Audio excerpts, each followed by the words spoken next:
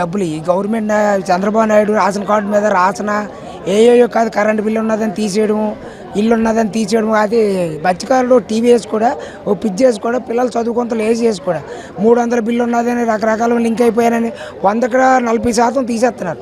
ఈ మత్స్యకారుల భరోసా అన్నది ప్రతి ఒక్కడు ఏటకి వెళ్ళాడంటే బోటు మీద 8 మంది పెట్టాడంటే 8 మందికి పడాలండి. పడకపోతే మమ్మల్ని మత్స్యకారులు వేటకు ఇగ్గేమనండి.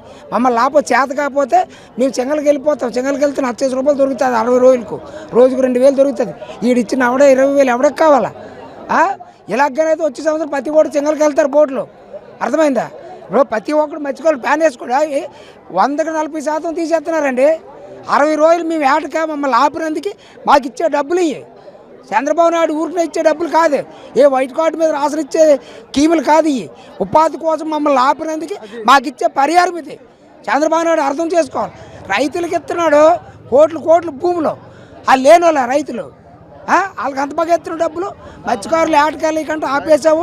ఇప్పుడు తిండాకే 20,000 ఇచ్చేవి 100కి 40% తీసేస్తున్నావు. ఇది కరెక్ట్ కాదు ప్రభుత్వానికి, మీరు చెప్పండి.